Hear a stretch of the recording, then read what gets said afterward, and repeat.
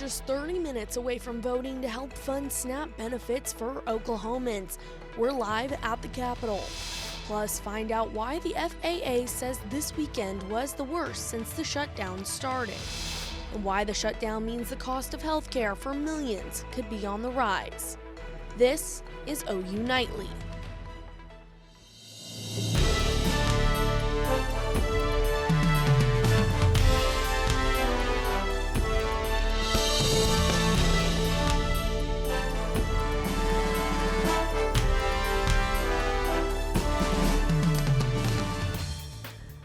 The Trump administration says it will fund half of November SNAP benefits using emergency funds. Thanks for watching OU Nightly. I'm Emma McAndrews. And I'm Kevin Daniel. This comes after 2 federal judges ordered the administration to tap into those emergency funds. At the state capitol, Oklahoma leaders are coming together in the next half hour to vote on a $1 million plan to help fund SNAP. OU Nightly reporter Julia Roberts is live at the Capitol to tell us more about the plan. Julia. Kevin, Emma, Governor Kevin Stitt, House Speaker Kyle Hilbert, and Senate Pro Tem Lonnie Paxton are meeting at 5 o'clock to vote on a funding bill for food banks across all 77 Oklahoma counties, providing $1 million a week, or providing $1 million to up to 7 weeks. If the plan is approved, then the money will come from the state's emergency funds and become available immediately. That emergency fund currently holds $7.8 million.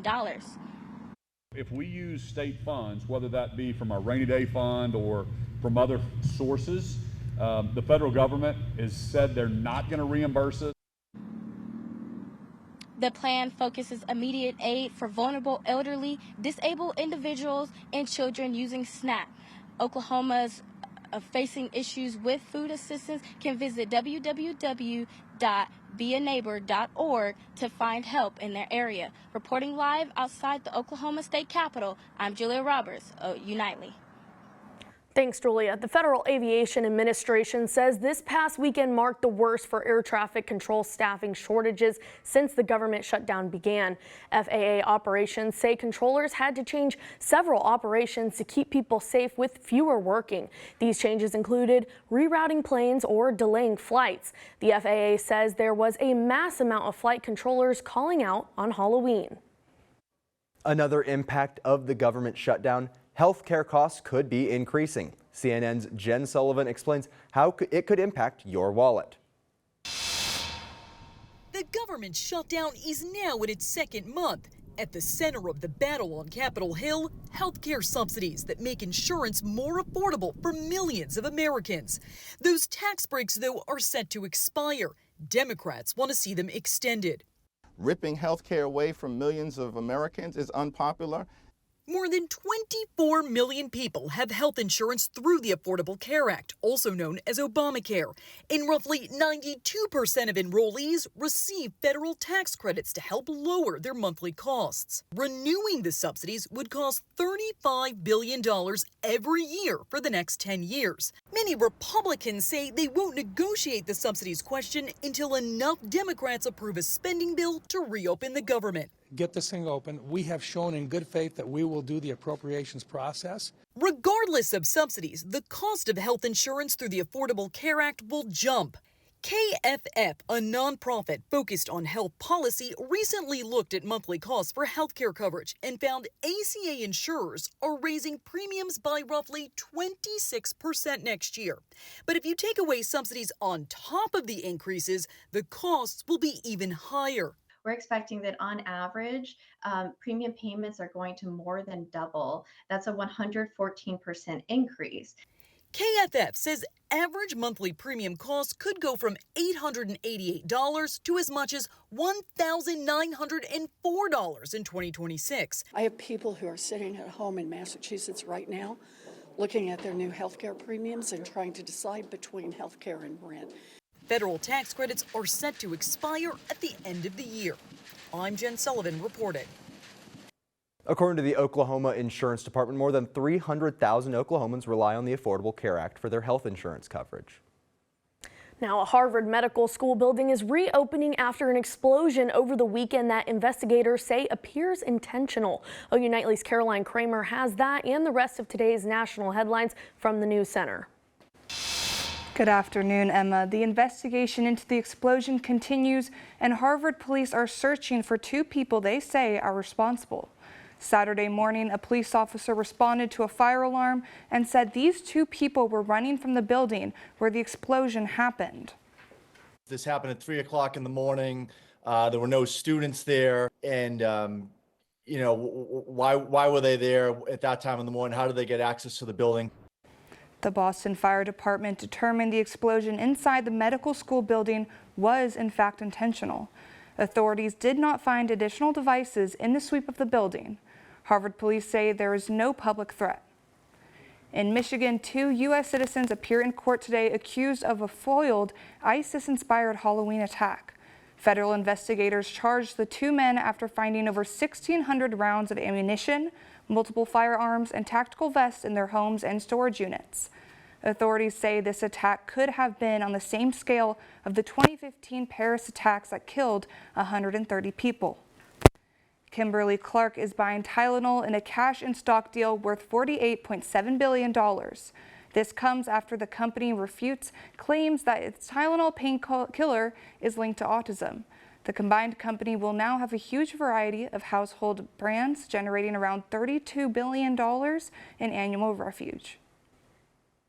And in Virginia, whoever is elected governor tomorrow will make history as the first female governor in the state. Emma, Kevin. Thanks, Caroline. Now, these temperatures walking to class felt pretty good today. I thought it was pretty I know, nice absolutely. little day. I love the sun being out there. We're going to head over to OU Nightly meteorologist Aiden Bruns. Aiden, is the sun and these temperatures going to stick around? Sort of, Kevin, is what I should say.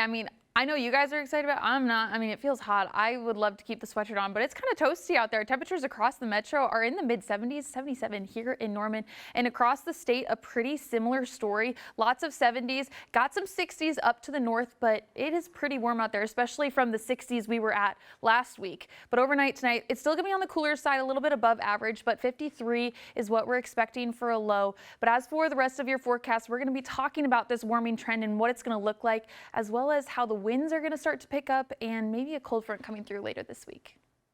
Thanks, Aiden. The holiday season is approaching as we begin the first week in November. Ways you can save money on holiday shopping and leave extra money in your wallet coming up. Many fans had to find new ways to watch their favorite teams last weekend. What to know about the ongoing dispute between Disney and YouTube TV when we return.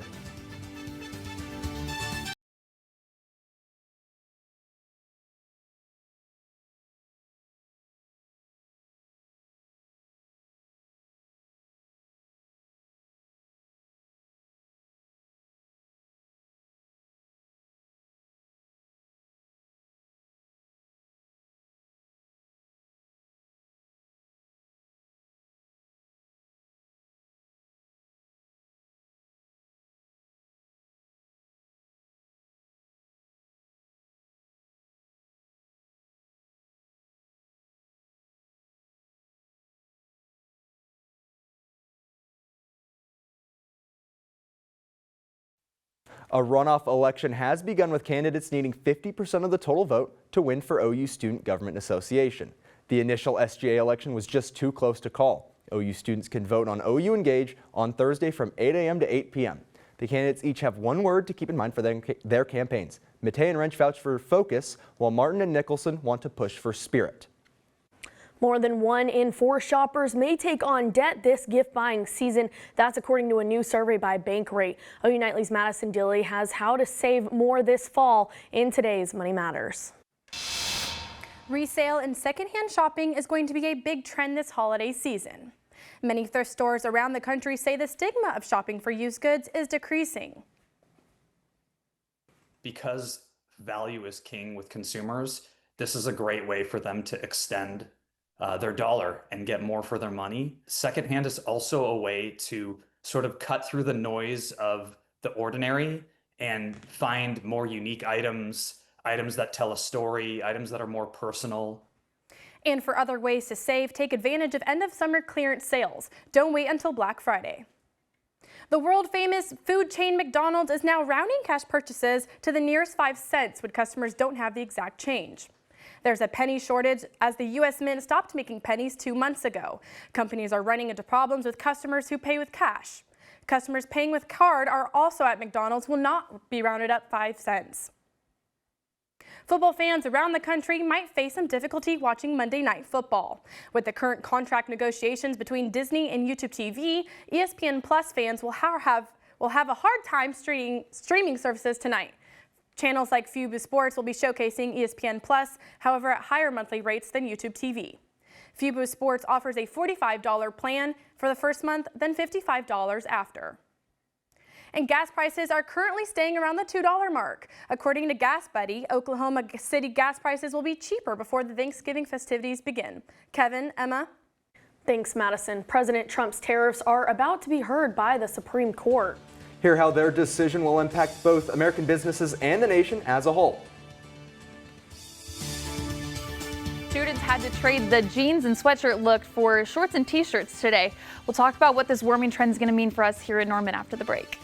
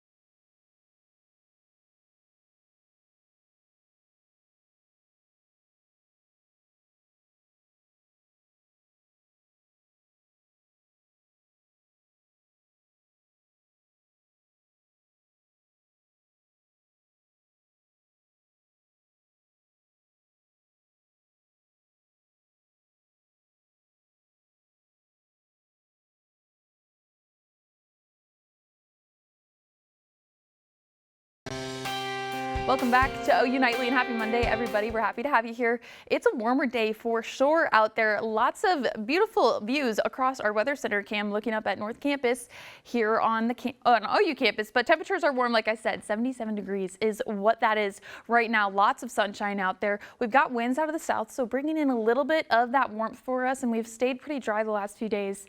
But we are about 11 degrees warmer right now than we were at this time yesterday. So that warming trend is kind of a big deal, and it's been like that across most of the state. 12 degrees warmer out in Muskogee. But out in the northwest, a little bit of a different story. There's a stationary front out there that's left them a pretty chilly up in the Panhandle. So here's what we're tracking as we go into this evening. Still going to be on the cooler side, but definitely above average. We're going to be in the 60s tonight as you're headed out if you've got plans on Campus Corner or anything else. But winds are going to be pretty light as well. Otherwise, across the state, pretty similar to what we've seen the last few nights, but above average. 42 degrees is the Oklahoma City average for this time of year, and we're going to be in the 50s, so a little bit warmer, but still cooler for that means. But as you head out tomorrow, it's going to be a little bit similar to today. We're seeing highs around 75 degrees in the afternoon, but also remember that the sun is coming up earlier, so we start to warm up a little bit earlier too, and that sun is going down much sooner as well.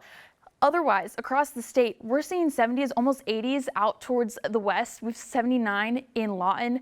So warm, like I said, that's pretty much the story the next couple of days, but it's going to be a little bit windy tomorrow as well. Here's kind of how the wind gusts are tracking out. As we head into tomorrow, we're looking at wind gusts getting into the 20 to 30 mile per hour range out of the south, which is really going to bring in some of that heat for us. And as we go into the next few days, we do have a low pressure system that's going to move right over Oklahoma, which is why we have this curving pattern for our winds. So some people are going to see winds out of the northeast. Otherwise, the southern part of the state is going to see winds out of the south, but still on the breezy side. And that's going to continue into Thursday as well. 20-25 miles per hour for those wind gusts for us. So make sure you've got a hair tie, girls, because it's going to be breezy out there. But as we look at October, it's been a very above average month that we had. We didn't get that hard cold front until the end of the month. And as we head into the first week of November, we're looking at warmer temperatures. So getting right back up there, we are in the above average trend for the next 6 to 10 days for your temperature outlook. But the 7-day forecast, I hate to say it, it kind of looks boring. Lots of sun, 70s, not really normal for the first week of November, guys. So how are we feeling about this? I'm excited. I'll need to get the hair tie ready. Kevin, I don't think you're going to need a hair tie. No, probably won't. But no, definitely make the most of it. Right. Something to do Yes, if things going to it's cool down usually like quickly. 40 degrees, so this is definitely off topic for us. For sure. Thank you, Aiden. The Supreme Court is to hear arguments about President Trump's tariffs case in just a matter of days. This case will discuss the lawfulness of the International Emergency Economic Powers Act. This act gives the president certain powers on imposing tariffs in a national emergency setting. Earlier this year, President Trump imposed tariffs using the act as high as 145% on Chinese goods. Trump has made it clear that if the Supreme Court decides against him, the U.S. government will need to spend billions of dollars to reimburse companies for the tariffs they have already paid. And coming up in sports, one former Sooner made his way back to OKC, but this time in a different shade of red. And 2 OU squads are lacing up for a doubleheader to open up their seasons. Kevin, one of those teams is in action right now. And 2 OU football players performed so well this weekend that the SEC decided to hand each of them an award for their efforts against the Volunteers. I'll have all that and more next in sports.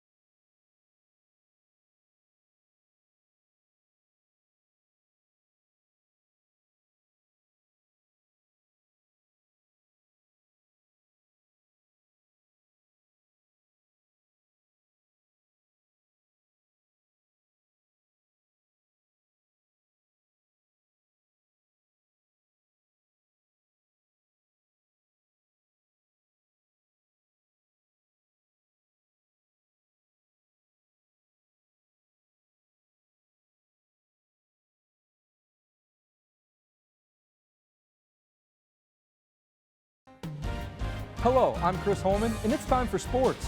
The last time Oklahoma traveled to Knoxville, OU fans witnessed some Sooner magic. OU Nightly's Cam Williams was in Neyland Stadium on Saturday to see if that Sooner magic was still there 10 years later.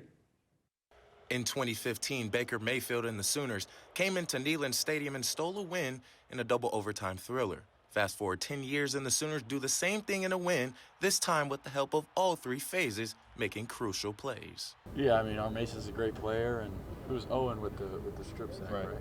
I mean, just defense making plays obviously helps. It's a team game, and we didn't run a whole lot of plays, but we got it done as a team. It was the offense, defense, and special teams that contributed to this win at Neyland Stadium Saturday night. And under Brent Venables, the Sooners are 20-2 when winning the turnover margin, but he's just proud of his group. Just keep playing.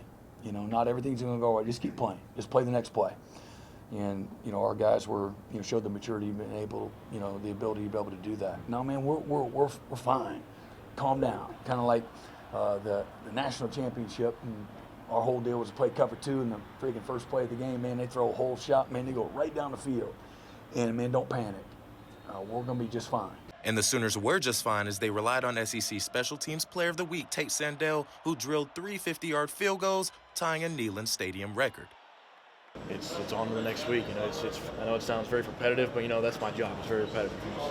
You know, we're not going to be hung over on this game. You know, we got to roll into Tuscaloosa here in about 2 weeks, and it's going to be the exact same environment. Like Sandell said, the next test is in Tuscaloosa in 2 weeks. Reporting from Neyland Stadium, Cam Williams, OU Nightly. Thanks, Cam. Tate Sandell was 4 for 4 on field goals against Tennessee, including 3 of 51 yards or more, and was named SEC Special Teams Player of the Week for the 2nd time this season. He's now the only kicker in school history with 4 career field goals of at least 55 yards. And Owen Heineke made his first career start against the Volunteers and racked up a team-leading and career-high 13 tackles, which included the strip sack that led to the R. Mason Thomas touchdown, earning himself SEC Defensive Player of the Week. Kansas City wide receiver Hollywood Brown racked up 73 yards on just 2 catches against the Bills, but that wasn't enough as Buffalo took down the Chiefs 28-21. Caleb Williams threw for 280 yards and 3 touchdowns and had 2 catches for 22 yards and a score in the Bears' dramatic 47-42 win over the Bengals. OU basketball is back in the Lloyd Noble Center as both the men's and women's teams open up their regular seasons tonight in a doubleheader. The men's team tips off against St. Francis at 7:30, and the women are currently up 22-13 on Belmont. Sahara Williams is entering her junior season with OU women's basketball and knows how her role on the team has changed. I think it's kind of natural, but it's also kind of flattering to see how people look up to you and how people view you, and just understanding how important I am to this team. Even if I'm not scoring, passing, I could be on the sideline and just my voice, I can just have that impact on them. So it's a privilege to be able to have girls that look up to you in that way. Jeremiah Fears made his return to Oklahoma on Sunday, but this time with the New Orleans Pelicans. Fears had 16 points and 4 assists, but that wasn't enough as Shai Gilgeous-Alexander had 30 points and 7 assists, and Aaron Wiggins put up 15 points in a 137-106 win for the Thunder. Kevin, Emma. Thanks, Chris. If you've been craving a sandwich lately, today is the day to go out and get it. It's National Sandwich Day, and we'll tell you the spots with the best deals to satisfy your stomach and your wallet coming up after the break.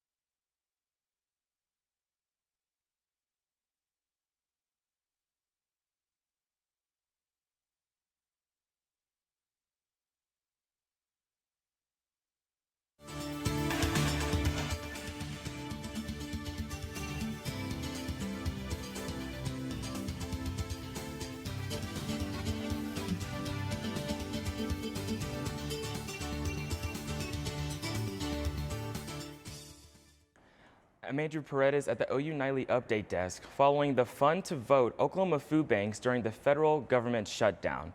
Here's a live look inside the state capitol as Governor Kevin Stitt, Senator Pro Tem Lonnie Paxton, and Speaker of the House Kyle Hilbert will soon vote on releasing emergency state funds. The vote, if passed, will release $1 million per week to help fund food banks in all 77 counties for the next 7 weeks. That's just under $13,000 per county per week. Emma, Kevin, back to you guys. Thanks, Andrew. We'll keep you updated on if that vote passes. Now, if you don't feel like cooking dinner tonight, you can score some deals for National Sandwich Day around Norman. Yeah, most deals are buy one, get one discounted. Notably, at Subway, Rewards members can buy 1 footlong and get the second one for $1. Jimmy John's Rewards members can use the code TOASTED for 50% off 1 toasted sandwich. And at Firehouse Subs, you'll get a free medium sandwich for ordering $15 or more. Well, guys, I'm definitely going to get a sandwich after this, so. That sounds so good. I think that needs to be my dinner tonight. Yes, for sure. So if I'm going out for that sandwich, what do I need to look out for? Honestly, nothing crazy. I mean, the temperatures are going to be warm. Sunny skies, clear skies tonight it should be, but we're going to be in the 70s the rest of this week until we get a cold front later in the week, which will bring back those fall-like temperatures, putting us right around average. But high pressure is really going to be dominating this week. We're going to be pretty dry, so nothing crazy to look out for. So definitely go get a free sandwich or a deal on a sandwich this week. I will. Thanks, Aiden. And thank you for watching OU Nightly. I'm Emma McAndrews. And I'm Kevin Daniel. Be sure to watch OU Nightly live weekdays at 4:30. Good night.